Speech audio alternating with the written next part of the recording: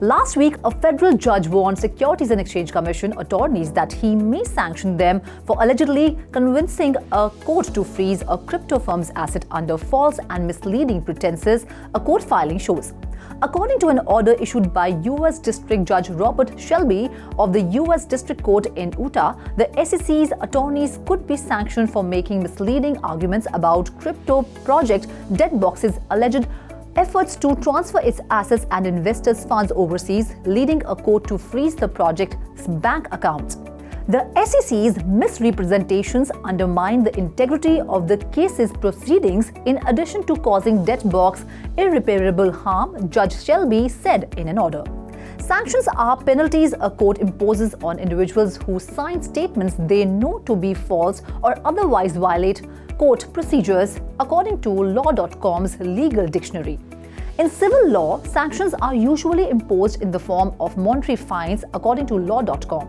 A federal judge first slapped Deadbox with a temporary restraining order restricting its access to its assets in August.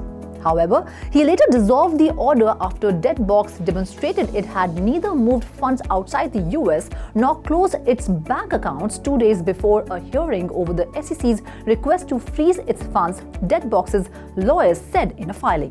The SEC's Utah office did not immediately respond to a request for comment. The SEC first sued Deadbox in July, alleging the company's scheme to sell unregistered securities called note licenses beginning in 2021. Deadbox told investors the licenses would mine cryptocurrency that would increase in value, but they were actually minting the crypto themselves using computer code, the SEC alleged in its original complaint. In Thursday's order, Judge Shelby asked the SEC's attorneys to respond to his findings that their arguments alleging Deadbox had attempted to move its funds overseas lacked context and were not factual. The regulator has 2 weeks to respond to the inquiry, according to the order. The digital currency startup Circle has vehemently refuted claims made by a Washington-based watchdog group that it provides funding to terrorist groups. Circle Chief Strategy Officer Dante Disparte refuted allegations made in a 13-page letter that the lawmakers received earlier this month from the Campaign for Accountability, which claimed that Circle helps terror groups Hamas and Hezbollah launder money. The letter was addressed to Senate Banking Committee Chairman Sherrod Brown and Senator Elizabeth Warren. Disparte also denied the group's assertions that Tron, a blockchain platform based in China, and its creator Justin Sun are connected to Circle. Disparte stressed that Circle has worked closely with law enforcement to address financial crimes. Allegations about Circle enabling terrorism financing are replete with errors, omissions, and misleading information, he added. As for ties to Sun, Disparte said his company cut ties with the controversial crypto founder earlier this year. Zodia Custody, a cryptocurrency storage provider backed by Standard Chartered, is joining Ripple-owned custody specialist Metaco's network, which is designed to handle the safekeeping and settlement of digital assets for institutions around the world, the firm said on Monday. Crypto storage and settlement networks where the assets remain in custody to remove counterparty risk are becoming more popular, particularly in wake of last year's blow-ups and collapses of firms like FTX.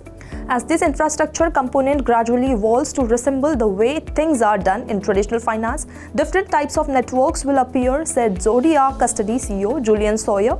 Examples include the Copperleaf Loop system, which recently joined forces with BitGo's Go network, or the self-custody of exchange system created by Fireblocks. Zodia itself offers an interchange network. The aim of integrating with Metaco's network is to offer global sub-custody, banking parlance for when an institution contracts another custodian to hold assets for it, Sawyer said in an interview with CoinDesk. Zodia Custody, which is currently registered in the UK, Ireland, Luxembourg, recently set up shop in Singapore. While Zodia Markets, which is also backed by Standard Chartered, was recently granted approval in principle to operate as an over-the-counter crypto broker-dealer in Abu Dhabi. That's all for today. For more such updates, watch 3.tv or log on to our website www.3versetv.io or scan the QR code. Thank you.